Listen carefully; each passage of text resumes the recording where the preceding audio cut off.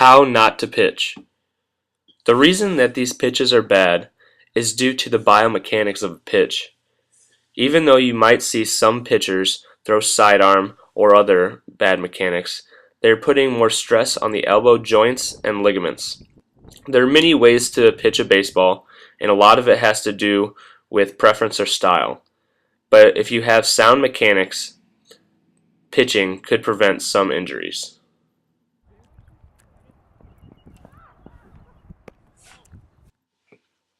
Injuries.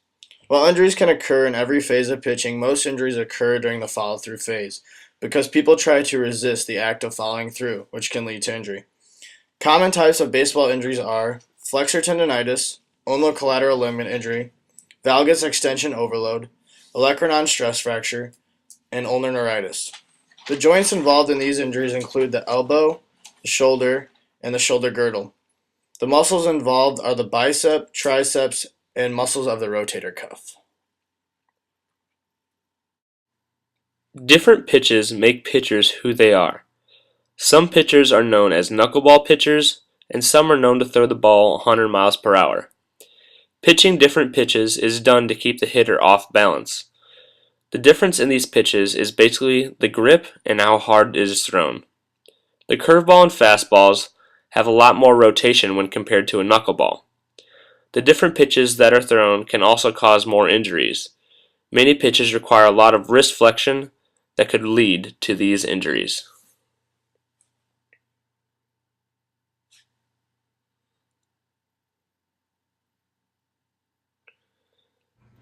This is a slow motion video of a Major League Baseball pitcher using the correct form. There are 4 phases to a baseball pitch. First one, as shown here, being the windup.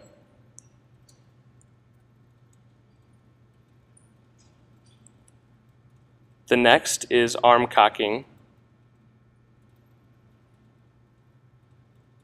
Going into acceleration. And then finally, follow through.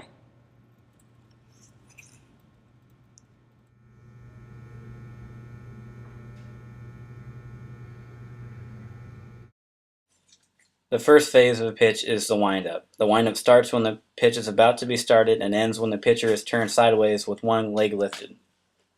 Pitching is a quick motion that uses fast twitch muscle fibers. Starting off standing on the rubber of the mound facing home plate with the hands in front of you with the elbows bent, using the tricep and bicep muscles of the arm. Stepping one's dominant foot to the side of the rubber of the mound using the quadriceps and gastrocnemius muscles. Turning the dominant foot so the lateral side of the foot is resting against the rubber of the mound using the quadriceps and gastrocnemius muscles. One brings a non-dominant leg up to a 90-degree angle while turning the body perpendicular to home plate, shifting weight to the dominant leg, using the quadriceps and abdominal muscles to lift the leg and the oblique muscles of the abdomen to turn, and the rectus abdominis, quadriceps, and gastrocnemius to shift the body weight to the dominant leg.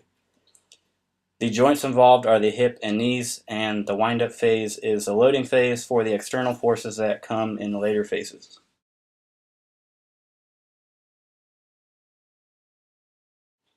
Phase 2 of a pitch is arm cocking. Arm cocking begins when the hands separate and ends when the arm is fully retracted and shoulder is rotated. The scapula and humerus retract and the elbow is flexed. The shoulder muscle, which includes the deltoid, the chest muscle, which includes the pectoralis minor and major, and the back, which includes the latissimus dorsi, are the most active muscles in getting the arm retracted. The rotator cuff muscles help stabilize and keep the arm in track. The trunk flexes laterally towards the throwing hand as well.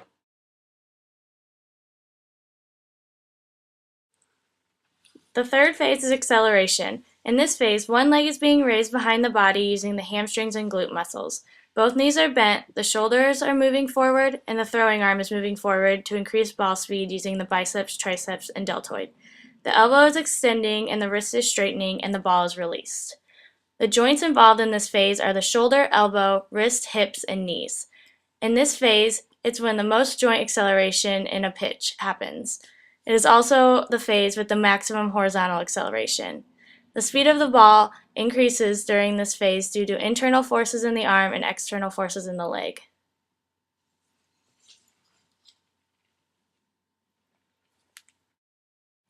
The fourth phase is follow-through.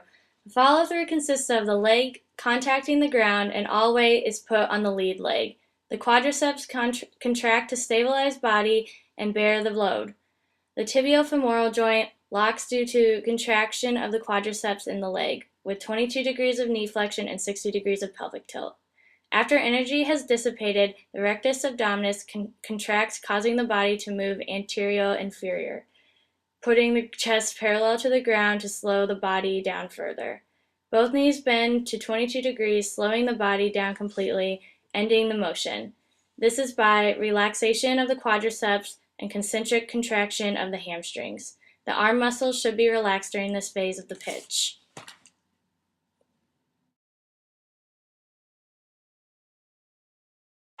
Forget about the curveball, Ricky. Give him a heater.